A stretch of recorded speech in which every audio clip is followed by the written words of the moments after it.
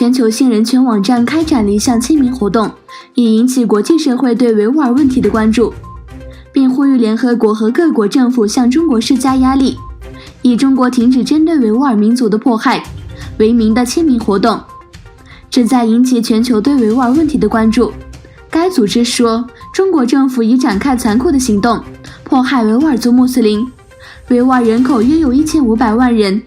目前估计有80万至100万人被拘留。除了作为一名维吾尔人外，他们没有其他犯罪行为。在中国政府所谓再教育中心的拘留营中，被拘留者受到屈辱、酷刑和洗脑。我们需要联合国和政治家参与，向中国政府施加压力，要求中国政府尊重人类生命与人权。中国政府必须释放那些被拘留者并恢复他们的人权。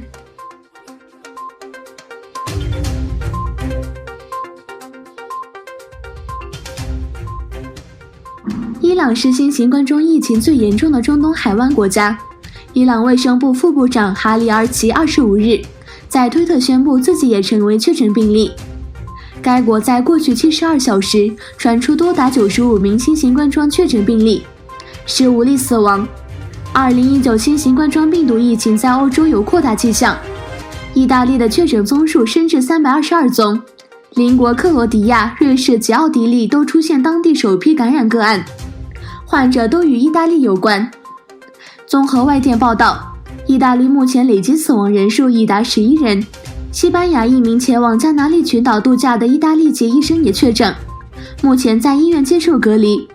成为西班牙第3个武汉肺炎确诊病例。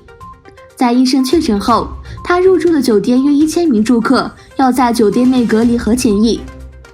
据中国国家卫生委员会发表的书面声明，过去24小时内52人死于新型冠状肺炎，发现406例新型冠状肺炎新增病例，由此该国新型冠状肺炎死亡人数增至2717人。另一方面，美国官员谴责中共当局与伊朗政府涉嫌隐瞒武汉肺炎疫情在国内造成的真实规模性感染，并警告两个国家隐瞒疫情的做法正在损害国际利益。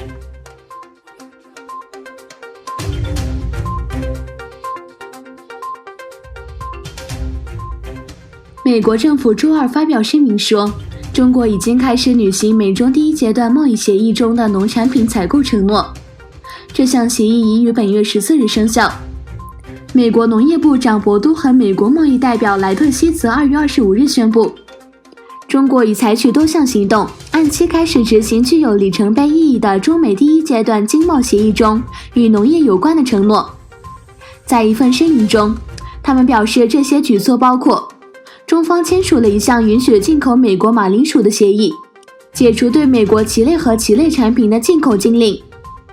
解除对美国含反刍动物成分宠物饰品的进口限制。此外，中国已开始宣布对受其报复性关税影响的进口美国农产品实施关税豁免。美国也宣布了降低对某些美国农产品的报复性关税。1月15日，美国总统特朗普与中国副总理刘鹤签署了第一阶段协议。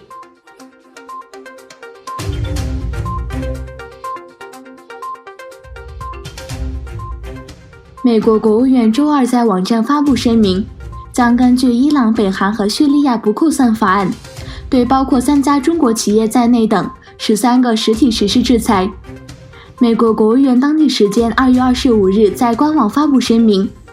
将针对支持伊朗导弹计划的中国、伊拉克、俄罗斯和土耳其等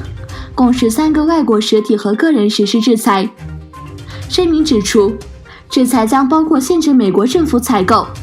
美国政府援助和出口。这些措施的实施表明，伊朗的导弹计划仍然是一个重大的扩散问题。美国国务卿蓬佩奥补充称，对这些国家的个人和实体的制裁符合我们使用一切可用措施的努力，以减缓伊朗导弹的发展和最终部署。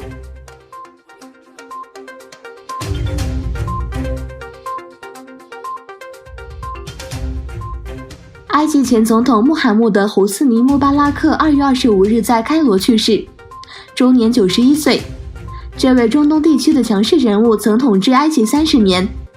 2011年，埃及爆发大规模的民众抗议，迫使执政30年的穆巴拉克下台。2011年革命早期，穆巴拉克面对大规模民众起义时，采取了斗争手段以保住自己的权利，导致数百人被警察杀害。穆巴拉克倒台数个月后，